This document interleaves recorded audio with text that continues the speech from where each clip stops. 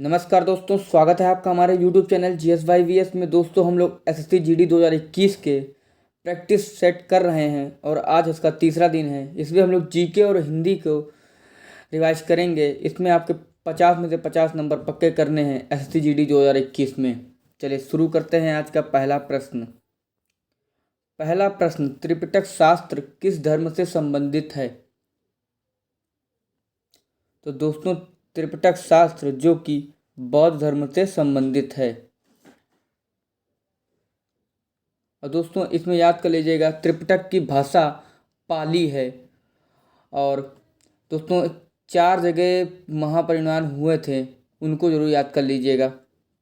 जैसे कि पहला हुआ था, इसके अध्यक्ष थे महाकश्यप और ये स्थान हुआ था राजगृह है। और किसके द्वारा आयोजित हुआ था? इस समय अजातशत्रु थे। और दूसरा हुआ था वैशाली में और इसके अध्यक्ष थे शुभकामी और ये कालाशोक के शासनकाल में हुआ था। तथा तीसरा पाटलिपुत्र में हुआ था और यह अध्यक्षता की थी इसकी मोगलीपुट्टा तिस्सा तथा अशोक के शासनकाल में हुआ था। और चौथा कश्मीर में हुआ था और इसके अध्यक्ष थे वासुमित्र और यह कनिष्क के शासनकाल में हुआ था। दोस्तों, इनसे परीक्षाओं में प्रश्न पूछे जाते हैं कि पहला कहाँ पे हुआ था, दूसरा कहाँ हुआ था या तीसरा कहाँ हुआ था।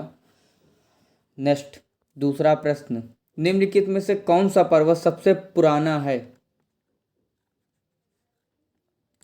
तो दोस्तों, सबसे पुराना पर्वत है अरावली पर्वत। यह अरावली पर्वत दुनिया का सबसे पुरानी पर्वत श्रृंखला में से एक है। और अरावली पर्वत श्रृंखला प्री कैम्ब्रियन रेज वलित पर्वत श्रृंखला है। यह दोस्तों गिरनार गुजरात से शुरू होता है, दिल्ली, राजस्थान और हरियाणा तक को कवर करता है। इसकी कुल लंबाई दोस्तों याद कर लीजिएगा 692 किलोमीटर है। नेक्स्ट, तीसरा प्रश्न, बेकिंग पाउडर में होता है? तो दोस्तों, बेकिंग पाउडर में सोडियम बाइकार्बोनेट होता है। बेकिंग पाउडर का उपयोग अम्लनाशक के रूप में ब्रेड को नरम बनाने आदि में किया जाता है। ये इसका प्रयोग केक बनाने में ज़्यादा प्रयोग किया जाता है। और दोस्तों, इसका रासायनिक सूत्र याद कर लीजिएगा सोडियम बेकिंग पाउडर का NaHCO3 रासायनिक सूत्र होता है NaHCO3 सोडियम बाइकार्बोनेट का। और दोस्तों, कैल्शियम क्लोराइड का होता है CaCl2 और सोडियम क्लोराइड का होता है NaCl, जिसे हम लोग साधारण नमक भी कहते हैं। और मैग्नीशियम सल्फेट, इसको हम लोग MgSO4 से इसका सूत्र होता है। नेक्स्ट, चौथा प्रश्न, निम्नलिखित में से कौन से ग्राही गंध का पता लगाने के लिए जिम्मेदार है? तो दोस्तों, ग्राही गंध का पता लगाने के लिए जिम्मेदार है ऑप्शन ए घ्राण। घ्राण वह अंग या कोशिकाएं होती हैं जो प्रकाश, ऊष्मा या बाहरी उत्तेजना का जवाब देती हैं और संवेदी तंत्रिका को संकेत प्रेषित करती हैं। और घ्राणग्राही हमारी नाक में स्थित होता है। दोस्तों, घ्राण प्रणाली मानव शरीर को गंध का पता लगाने और संसाधित करने की अनुमति देती है। दोस्तों, देखा आप लोग, कोई चीज़ हम लोग सूंघते हैं तो नाक से ही सूंघते हैं। नेक्स्ट, पांचवा प्रश्न, विश्व एड्स दिवस कब मनाया जाता है? तो दोस्तों, विश्व एड्स दिवस मनाया जाता है 1 दिसंबर को हर साल मनाया जाता है। और यह HIV संक्रमण के प्रति लोगों को जागरूक करने के लिए हर साल 1 दिसंबर को विश्व एड्स दिवस मनाया जाता है। इसका उद्देश्य है HIV संक्रमण के प्रसार के कारण एड्स महामारी के बारे में जागरूकता बढ़ाना है। तथा दोस्तों, एड्स का पूरा नाम है एक्वायर्ड इम्यूनोडेफिशिएंसी सिंड्रोम है। तथा विश्व एड्स पहली बार मनाया गया था 1988 में मनाया गया था, 1988 में मनाया गया था। और इस वर्ष विश्व एड्स दिवस की थीम है वैश्विक एकजुटता, साझा जिम्मेदारी। नेक्स्ट, छठा प्रश्न, अम्लराज एक्वारेजिया का संयोजन है? तो दोस्तों, अम्लराज एक्वारेजिया का संयोजन है ऑप्शन बी, सांद्र HNO3 और सांद्र HCl 1/3 के अनुपात में है। और अम्लराज एक पीला नारंगी या कभी कभी लाल रंग का धूमायमान तरल होता है तथा अम्लराज एक भाग सांद्रिक नाइट्रिक अम्ल HNO3 को 3 भागों सांद्र हाइड्रोक्लोरिक अम्ल HCl के संयोजन से बनाया जाता है। नेक्स्ट 7वां प्रश्न, अर्थव्यवस्था का प्राथमिक क्षेत्र किससे संबंधित है? तो दोस्तों अर्थव्यवस्था का प्राथमिक क्षेत्र संबंधित है कृषि से। ऑप्शन ए, प्राथमिक क्षेत्र कृषि के क्षेत्र संबंधित है। तब प्राथमिक क्षेत्र को कृषि और संबंधित क्षेत्र भी कहा जाता है। और प्राथमिक क्षेत्र प्राकृतिक उत्पादों को निकासी और कटाई से संबंधित है। प्राथमिक क्षेत्र में दोस्तों और भी आता है, जैसे कृषि, डेयरी, मछली पकड़ने, वानिकी शामिल हैं। तथा द्वितीयक क्षेत्र में विनिर्माण क्षेत्र आते हैं और तृतीयक क्षेत्र में सेवा क्षेत्र आते हैं। नेक्स्ट 8वां प्रश्न, निम्न में से कौन सा देश 2023 पुरुष हॉकी विश्व कप की मेजबानी करेगा? तो दोस्तों अपना देश भारत 2023 पुरुष हॉकी विश्व कप की मेजबानी करेगा और यह 13 से 29 जनवरी 2023 तक पुरुष हॉकी विश्व कप की मेजबानी करेगा। भारत इतिहास में चौथी बार अब इस टूर्नामेंट की मेजबानी करेगा। दोस्तों याद करिएगा, चौथी बार भारत करेगा हॉकी विश्व कप की। नेक्स्ट 9वां प्रश्न, मुद्रास्फीति के दौरान पैसे का मूल्य कैसा होता है? घटता है, बढ़ता है या स्थिर रहता है? तो दोस्तों मुद्रास्फीति के दौरान पैसे का मूल्य घटता है, यानी ऑप्शन 20 का सही उत्तर है। मुद्रास्फीति वस्तुओं और सेवाओं के मूल्य स्तरों में लगातार वृद्धि है, जिससे मुद्रा की क्रय शक्ति में गिरावट आती है। और दोस्तों मुद्रास्फीति के कारण भी बहुत से हैं, जैसे कि बहुत अधिक पैसा छापना, उत्पादन लागत में वृद्धि, कर बढ़ता है, विनिमय दरों में गिरावट आती है और युद्ध या अन्य घटनाएं जो अस्थिरता पैदा करती हैं और अर्थव्यवस्था में मुद्रा आपूर्ति में वृद्धि होती है। और दोस्तों मुद्रास्फीति को नियंत्रित करने के उपाय भी हैं, जैसे बैंक ब्याज दरों में वृद्धि, घरेलू मुद्रा की स्थिर विनिमय दरों को विनियमित करना और कीमतों और मजदूरी को नियंत्रित करना। नेक्स्ट 10वां प्रश्न, भारतीय संविधान ने कितनी भाषाओं को मान्यता दी है? तो दोस्तों भारतीय संविधान ने कुल 22 भाषाओं को मान्यता दी है और यह संविधान की 8वीं अनुसूची में संविधान द्वारा मान्यता प्राप्त 22 क्षेत्रीय भाषाओं का उल्लेख है। दोस्तों मूल रूप से इस सूची में 14 भाषाओं को स्थान दिया गया था, लेकिन बाद में 8 अन्य भाषाओं को इस सूची में जोड़ा गया। इस सूची में वर्ष 1967 यानी 1967 में संविधान के 21वें संशोधन अधिनियम द्वारा सिंधी भाषा को सूची में जोड़ा गया था और वर्ष 1992 में 71वें संविधान संशोधन के द्वारा कोंकणी, मणिपुरी और नेपाली भाषाओं को जोड़ा गया तथा जबकि 2003 में संविधान के 92वें संशोधन द्वारा बोडो, डोगरी, मैथिली और संताली यानी BDMS भाषाओं को जोड़ा गया, यानी बोडो, डोगरी, मैथिली और संथाली भाषाओं को इस सूची में जोड़ा गया 2003 में। नेक्स्ट 11वां प्रश्न, 7वीं शताब्दी CE में हर्षवर्धन के साम्राज्य की राजधानी क्या थी? तो दोस्तों 7वीं शताब्दी में हर्षवर्धन के साम्राज्य की राजधानी कन्नौज थी, यानी ऑप्शन ए कन्नौज, जो कि उत्तर प्रदेश में स्थित है। हर्षवर्धन के एक भारतीय सम्राट थे जिन्होंने 606 ईस्वी से 647 ईस्वी तक भारत के उत्तरी हिस्सों पर शासन किया था। नेक्स्ट 12वां प्रश्न, ऑक्सीय श्वसन के दौरान ATP संश्लेषण किस कोशिका अंगक में होता है? तो दोस्तों ऑक्सीय श्वसन के दौरान ATP संश्लेषण सूत्रकणिका कोशिका अंगक में होता है, यानी ऑप्शन 20 का सही उत्तर हो। दोस्तों कोशिकाओं के भीतर ऑक्सीकरण के माध्यम से जटिल यौगिकों को सी बंधों को तोड़ना, जिससे काफ़ी मात्रा में ऊर्जा निकलती है, उसे श्वसन कहलाता है। नेक्स्ट 13वां प्रश्न, निम्नलिखित में से किस सुधारक ने वेदों की और लोटों का नारा दिया था? किसने वेदों की और लोटों का नारा दिया था? तो दोस्तों यह नारा दिया था दयानंद सरस्वती जी ने वेदों की और लोटों का नारा दिया था, और यह उच्च सत्य की निरंतर खोज में था यह वेदों की और लोटों। तथा दोस्तों दयानंद सरस्वती इन्होंने सत्यार्थ प्रकाश में अपने विचार प्रकाशित किए हैं। नेक्स्ट 14वां प्रश्न, निम्नलिखित में से किसने 9वीं शताब्दी ईस्वी में चोल साम्राज्य की नींव रखी थी? निम्नलिखित में से किसने 9वीं शताब्दी ईस्वी में चोल साम्राज्य की नींव रखी थी? दोस्तों यह रखी थी ऑप्शन ए विजयालय ने, यानी मध्ययुगीन चोल साम्राज्य के संस्थापक विजयालय चोल ने चोल साम्राज्य को एक मजबूत आधार प्रदान किया था। इन्होंने ही नींव रखी थी 9वीं शताब्दी में।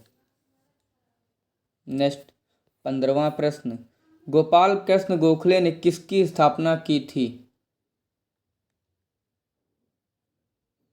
दोस्तों गोपाल कृष्ण गोखले जी ने इन्होंने सर्वेंट्स ऑफ इंडिया सोसाइटी की स्थापना की थी। अब ये कब की थी दोस्तों, याद कर लीजिएगा, 1905 ईस्वी में की थी। और दोस्तों यह भारतीय शिक्षा के विस्तार के लिए 12 जून 1905 को पुणे में सर्वेंट्स ऑफ इंडिया सोसाइटी का गठन किया था।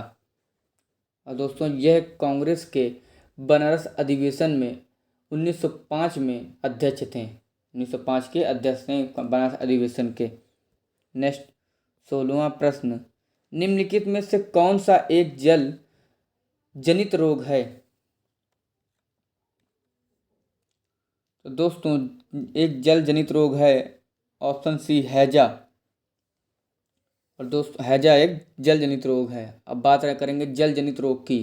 तो जल जनित रोग दूषित जल के माध्यम से फैले रोग जनित रोगाणुओं के कारण होता है तथा इसे पीने, भोजन तैयार करने और कपड़े धोने के लिए संक्रमित पानी का उपयोग करते समय इन रोगजनों का संचरण होता है। और दोस्तों कुछ जल जनित रोग और हैं, जैसे याद कर लीजिए, जैसे इसमें हैजा है, और भी हैं तो जैसे diarrhoea, typhoid, amoebiasis, hepatitis A, ये सब एक जल जनित रोग हैं। नेक्स्ट 17वां प्रश्न, जिम कॉर्बेट राष्ट्रीय उद्यान भारत के किस राज्य में स्थित है? तो दोस्तों जिम कॉर्बेट राष्ट्रीय उद्यान भारत में उत्तराखंड राज्य में स्थित है। यह उत्तराखंड के नैनीताल जिले में सबसे बड़ा टाइगर रिजर्व है तथा इसकी स्थापना दोस्तों याद कर लीजिएगा 1936 ईस्वी में हुई थी। यह भारत का सबसे पहला राष्ट्रीय नेशनल पार्क है और इसको हैली नेशनल पार्क भी कहते हैं। और यह बड़ी संख्या में बाघों का घर होने के लिए प्रसिद्ध है तथा यह 520 किलोमीटर में फैला हुआ है। दोस्तों अब बात हुई उत्तराखंड की, तो उत्तराखंड के मुख्यमंत्री हैं पुष्कर सिंह धामी, राज्यपाल हैं गुरमीत सिंह, और राजधानी है शीतकालीन, इसकी दोस्तों दो राजधानियां हैं, जैसे कि शीतकालीन में इसकी राजधानी देहरादून होती है तथा ग्रीष्मकालीन यानी गर्मियों में इसकी राजधानी गैरसैंण हो जाती है। नेक्स्ट 18वां प्रश्न, मोहिनी अट्टम एक पारंपरिक नृत्य है, भारत के किस राज्य में उत्पन्न हुआ? तो दोस्तों मोहिनी अट्टम जो कि एक केरल का एक पारंपरिक नृत्य है, केरल का एक पारंपरिक नृत्य है मोहिनी अट्टम। तथा दोस्तों कुल भारत के 8 शास्त्रीय नृत्य हैं जो कि हम लोगों ने मतलब बताए हैं, आप लोग देख सकते हैं। जैसे भरतनाट्यम यह तमिलनाडु राज्य का है, कथक उत्तर प्रदेश का है, मोहिनी अट्टम तथा कथकली जो कि केरल राज्य का है, और कुचिपुड़ी ये आंध्र प्रदेश का है, ओडिसी जो कि उड़ीसा का है, तथा सत्रिया ये असम का है, और मणिपुरी मणिपुर का है, और मोहिनी अट्टम केरल का है। नेक्स्ट 19वां प्रश्न, भारत के संविधान का अनुच्छेद 76 किससे संबंधित है? तो दोस्तों भारत के संविधान का अनुच्छेद 76 ये संबंधित है भारत के महान्यायवादी से संबंधित है। भारत के संविधान का अनुच्छेद 76 भारत के महान्यायवादी से संबंधित है। उनकी नियुक्ति महान्यायवादी की नियुक्ति राष्ट्रपति द्वारा सरकार की सलाह पर की जाती है तथा भारत का राष्ट्रपति उस व्यक्ति की नियुक्ति करता है जो सर्वोच्च न्यायालय के न्यायाधीश के पद के लिए योग्य है, उनको महान्यायवादी बनाया जाता है तथा वह भारत के सर्वोच्च कानून अधिकारी होते हैं महान्यायवादी, और वह भारत सरकार के मुख्य कानूनी सलाहकार होते हैं। और बात हुई है राज्य के महाधिवक्ता, तो इनके यह अनुच्छेद इनका हो जाएगा अनुच्छेद 165 के अंतर्गत आते हैं राज्य के महाधिवक्ता। और राज्य के महाधिवक्ता का राज्य का सर्वोच्च विधि अधिकारी होता है, उनकी नियुक्ति राज्यपाल द्वारा की जाती है। आपसे प्रश्न परीक्षाओं में पूछ सकता है कि राज्य का महाधिवक्ता की नियुक्ति कौन करता है, तो यह राज्यपाल द्वारा की जाती है। और भारत के पहले महान्यायवादी थे दोस्तों MC सीतलवाड़। और अनुच्छेद 300 यानी संशोधन प्रक्रिया यह अनुच्छेद 368 में आती है। और जम्मू और कश्मीर का विशेष दर्जा यह 370 अनुच्छेद में है, जो कि अब समाप्त हो चुका है। नेक्स्ट दोस्तों देख सकते हैं हम लोगों ने इसको बताया है बाकायदा अनुच्छेद करके, आप इसको पढ़ लीजिएगा एक बार। नेक्स्ट 20वां प्रश्न, हाल ही में न्यूजीलैंड के किस क्रिकेटर को सर रिचर्ड हेडली पदक से सम्मानित किया गया है? तो दोस्तों यह सर रिचर्ड हेडली पदक से सम्मानित किया गया है न्यूजीलैंड के कप्तान केन विलियमसन को हाल ही में यह पदक दिया गया है। पिछले 6 वर्षों में इन्होंने 4 बार सर रिचर्ड हेडली पुरस्कार जीता है, बड़ी बात है। और sir Richard Hadlee John Hadlee जो कि न्यूजीलैंड के पूर्व क्रिकेटर हैं, उनके सम्मान में यह पुरस्कार दिया जाता है। नेक्स्ट 21वां प्रश्न, राष्ट्रीय रेल संग्रहालय किस शहर में स्थित है? तो दोस्तों राष्ट्रीय रेल संग्रहालय यह स्थित है नई दिल्ली में स्थित है, और नई दिल्ली के चाणक्यपुरी में स्थित है। इसकी स्थापना हुई थी 1 फरवरी 1977 में हुई थी, 1977 में हुई थी। संग्रहालय भारत की 163 साल पुरानी रेलवे विरासत को संरक्षित और सुरक्षित रखने का प्रयास करता है। नेक्स्ट 22वां प्रश्न, लेंस की शक्ति का SI मात्रक है? तो दोस्तों लेंस की शक्ति का SI मात्रक है डायोप्टर, यानी ऑप्शन बी इसका सही उत्तर हो जाएगा। और दोस्तों यह लेंस या घुमावदार दर्पण की माप की SI होती है डायोप्टर, और एक डायोप्टर बराबर 1 मीटर होता है। नेक्स्ट 23वां प्रश्न, निम्नलिखित में से कौन पुस्तक नेमसेक के लेखक हैं? तो दोस्तों नेमसेक पुस्तक के लेखक हैं झुम्पा लाहिड़ी नेमसेक के लेखक हैं। यह पुस्तक 2003 में प्रकाशित ये झुम्पा लाहिड़ी का पहला उपन्यास है। यह अमेरिकी लेखक हैं और यह लाहिड़ी के पुलित्जर पुरस्कार विजेता लघु कथा संग्रह इंटरप्रेटर ऑफ मेलोडीज के रूप में कई समान भावनात्मक और सांस्कृतिक विषयों की पड़ताल कराता है द नेमसेक। नेक्स्ट 24वां प्रश्न, निम्नलिखित में से कौन सी फसल जायद की फसल नहीं है? तो दोस्तों जायद की फसल नहीं है वह है सरसों जो कि एक रबी की फसल है, और तरबूज कद्दू खीरा जो कि जायद की फसल है। अब बात करेंगे जायद फसलें, तो जायद का मौसम खरीफ और रबी के मौसम के बीच का एक छोटा मौसम होता है। इस मौसम में उगाई जाने वाली फसलों को जायद फसलों के रूप में जाना जाता है, जैसे कद्दू, ककड़ी, तरबूज, करेला आदि सभी जायद फसलों के प्रकार हैं। और खरीफ फसलें दोस्तों हम लोगों ने कल भी बात की थी फसलों के बारे में, क्योंकि परीक्षाओं में 1 से 2 नंबर के प्रश्न आपके पक्के हैं SSC GD में 2021 में। तो खरीफ फसलों को मानसून फसलों के रूप में जाना जाता है क्योंकि वह मानसून के मौसम में खेती की जाती है। ये फसलें बारिश के मौसम की शुरुआत में बोई जाती हैं, जैसे चावल, मक्का, बाजरा, रागी, शरबत, सोयाबीन, मूंगफली, कपास आदि सभी खरीफ प्रकार की फसलें हैं। और रबी फसलें आपकी, यह फसलें मानसून के सर्दियों के मौसम में मतलब लगाई जाती हैं। और यह फसलें जैसे कि गेहूँ, सरसों, दालें, जौ आदि सभी रबी प्रकार की फसलें हैं।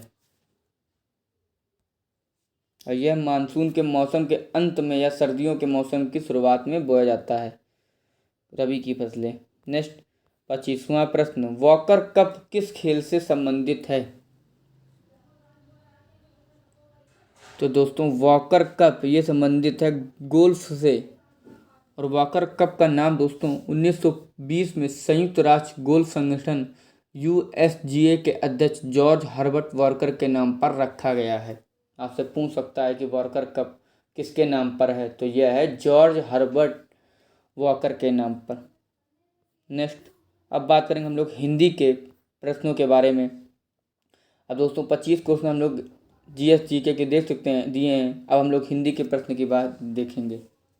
तो 26वां प्रश्न, दिए गए वाक्य के लिए एक शब्द का चयन कीजिए।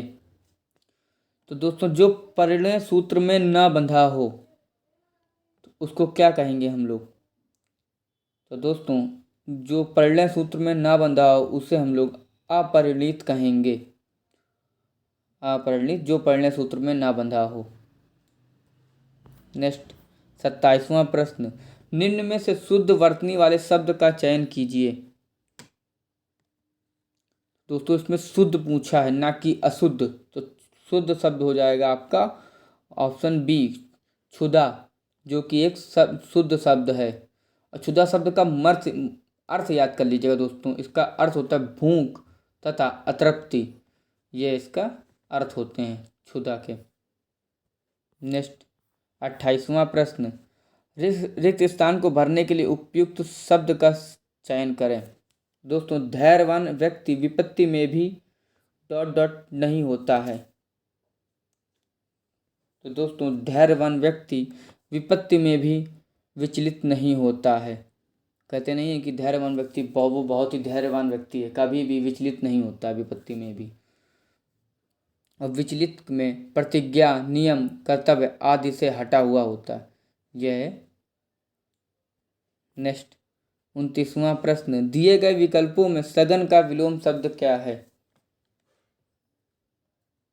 तो दोस्तों सघन का विलोम शब्द हो जाएगा विरल। विरल शब्द सघन का विलोम शब्द होगा। और सघन का अर्थ दोस्तों होता है घना, तथा विरल का अर्थ होता है जो घना ना हो। और शयन का विलोम शब्द हो जाएगा जागरण, तथा हित का विलोम शब्द हो जाएगा अहित, और क्षणिक का विलोम शब्द हो जाएगा शाश्वत।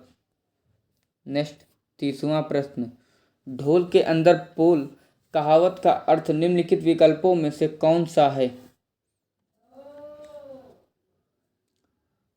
तो दोस्तों ढोल के अंदर पोल का अर्थ है दिखावा कुछ और गुण कुछ नहीं। मतलब कहने को तो बहुत कुछ है, कहते नहीं इस प्रकार बहुत कुछ दिखा रहे हैं लेकिन अंदर ढोल के अंदर पोल हैं, बाहरी बनावट बना के रखे हैं लेकिन अंदर कुछ भी नहीं है।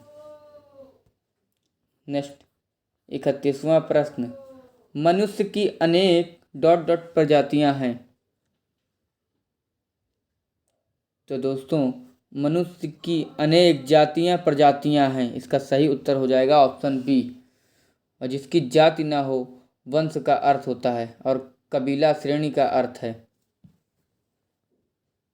नेक्स्ट 32वां प्रश्न, भक्त ईश्वर पर श्रद्धा ... है, यानी रिक्त स्थान भरना है, इसमें क्या होगा? तो भक्त ईश्वर पर श्रद्धा रखता है ना कि करता है। ऑप्शन बी इसका सही उत्तर हो जाएगा। तो कहते हैं भक्त ईश्वर पर बहुत श्रद्धा रखता है। नेक्स्ट 33वां प्रश्न, दिए गए विकल्पों में पतिव्रता का विलोम शब्द क्या होगा? दोस्तों पतिव्रता का विलोम शब्द हो जाएगा कुल्टा, यानी ऑप्शन सी इसका सही उत्तर हो जाएगा। और पतिव्रता का अर्थ हो जाएगा पति धर्म ही जिसका व्रत हो। और कुल्टा का अर्थ होता है दोस्तों अनेक पुरुषों से संबंध रखने वाली स्त्री, उसको कुल्टा बोलते हैं। नेक्स्ट 34वां प्रश्न, अंडे से जन्मने वाला के लिए एक शब्द निम्न में से कौन सा है? तो दोस्तों अंडे से जन्मने वाला के लिए एक शब्द हो जाएगा ऑप्शन सी अंडज हो जाएगा। नेक्स्ट 35वां प्रश्न, जिसे करना बहुत कठिन हो के लिए एक शब्द होगा। तो दोस्तों जिसे करना बहुत कठिन है उसको हम लोग बोलते हैं दुष्कर। दुष्कर कहा जाता है जिसे करना बहुत कठिन हो। कहते नहीं है वो, हिमालय पर चढ़ना एक दुष्कर कार्य है। नेक्स्ट 36वां प्रश्न, निम्नलिखित में से अशुद्ध वर्तनी का चयन कीजिए। तो दोस्तों इसमें अशुद्ध शब्द है ऑप्शन सी कृत्म। कृत्म जो कि एक अशुद्ध शब्द है, इसकी जगह यहाँ पर कृत्रिम होगा, ना कि कृत्म। ऐसे करके कृत्रिम होगा।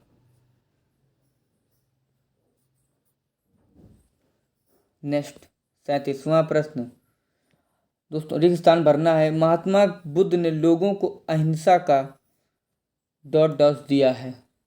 मतलब महात्मा बुद्ध ने लोगों को अहिंसा का उपदेश दिया है, ना कि शिक्षा दी है।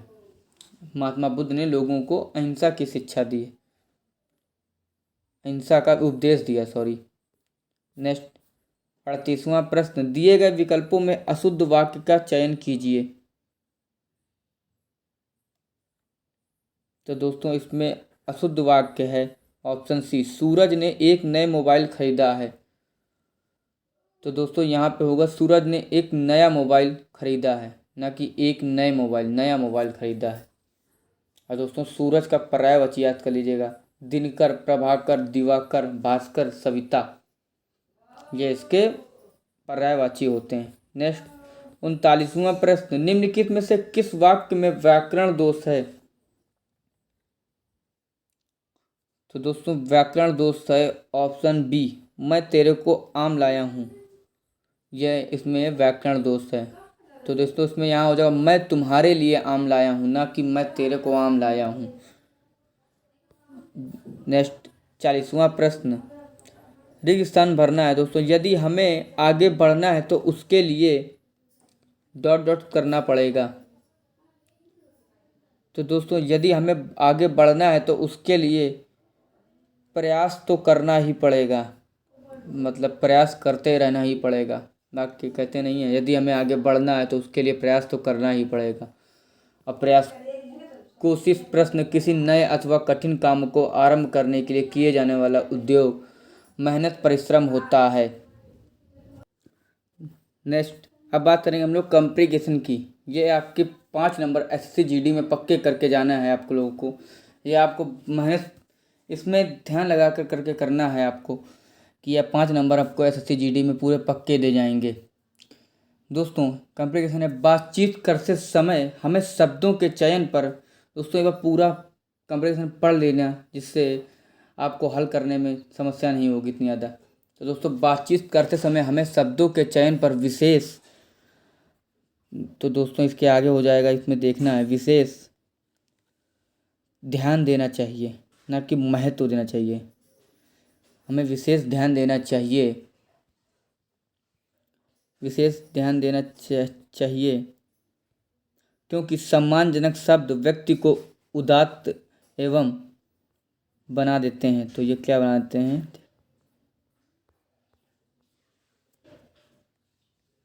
तो उदात्त एवं महान बना देते हैं। ऑप्शन डी इसका सही उत्तर हो जाएगा, महान बना देते हैं। नेक्स्ट, और बातचीत को सुगम एवं प्रभावशाली बनाने के लिए सदैव प्रचलित भाषा का ही प्रयोग करना चाहिए। अत्यंत साहित्यिक एवं क्लिष्ट भाषा के प्रयोग से कहीं ऐसा ना हो कि हमारा, दोस्तों इसके आगे क्या पूछा गया, हमारा, तो इसका सही उत्तर हो जाएगा व्यक्तित्व। व्यक्तित्व व्यक्तित्व चोट खा जाए। बातचीत में केवल विचारों का ही आदान प्रदान, देखिए मुँह से अपने आप आपको अपने आप पता चल जाएगा कि आगे क्या होने वाला है। तो दोस्तों इसके आगे है, देखिए आदान प्रदान। आदान प्रदान का सही उत्तर हो जाएगा आदान प्रदान होता है, बल्कि व्यक्तित्व का भी आदान प्रदान होता है। अतः शिक्षक वर्ग को शब्दों का चयन सोच समझकर करना चाहिए। शिक्षक वास्तव में एक अच्छा अभिनेता होता है जो अपने व्यक्तित्व, शैली, बोलचाल और हाव भाव से विद्यार्थियों को ध्यान अपनी ओर यानी यहाँ पे आकर्षित करता है। देख लिए अपने आप आपको पता चल जाएगा इसका सही उत्तर क्या होगा। आगे अगर आपने पूरा कॉम्प्रिहेंशन पूरा पढ़ा होगा सही से तो अपने आप आपको लग जाएगा कि ये क्या बनने वाला है। तो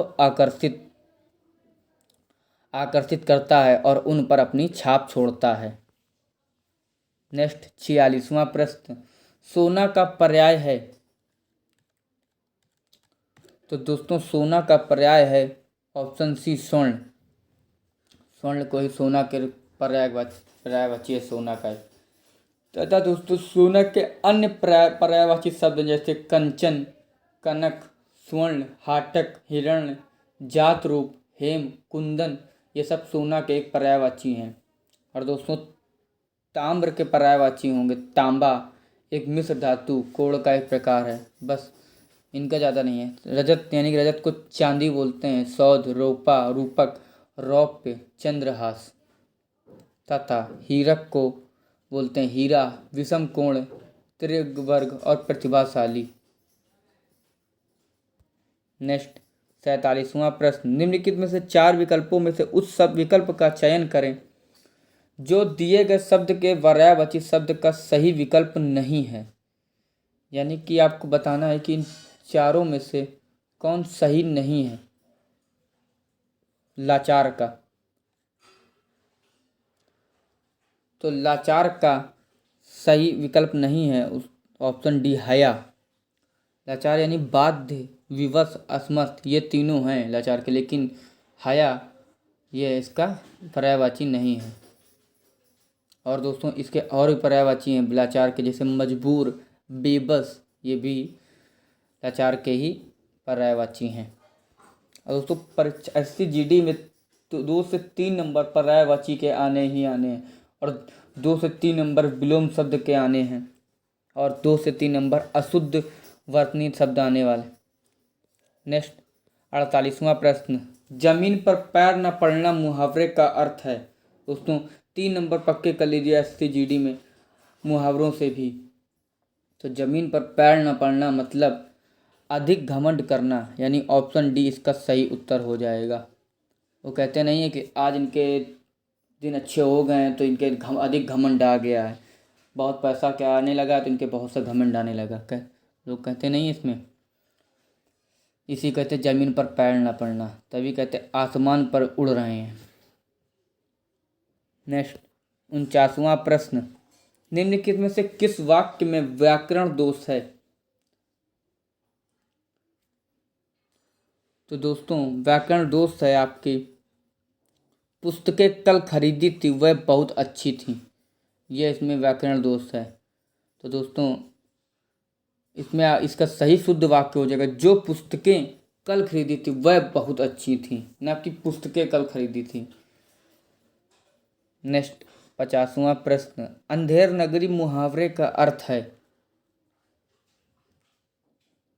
तो दोस्तों अंधेर नगरी मुहावरे का अर्थ है जहाँ धांधली हो वहाँ पर अंधेर नगरी होती है। कहते नहीं कि बहुत अंधेर नगरी मचा रखा है, हर चीज़ में भ्रष्टाचार मचा रखा है, तो जहाँ धांधली होती है उसी को अंधेर नगरी कहते हैं। दोस्तों आई होप आपको वीडियो अच्छी लगे। अगर अच्छी लगे इसको ज़्यादा ज़्यादा शेयर करें, लाइक करें, कमेंट करें एंड चैनल को सब्सक्राइब करें। दोस्तों वीकली करंट अफेयर्स हर संडे सुबह 5 बजे आपको प्रोवाइड करा देते हैं हम लोग, उसको देखना ना भूलें ज़्यादा, क्योंकि परीक्षाओं में करंट अफेयर्स और SCGD में भी आपके ऐसे प्रश्न पूछे जा सकते हैं करंट अफेयर से भी, इसलिए ज़्यादा उसको पढ़ें। धन्यवाद।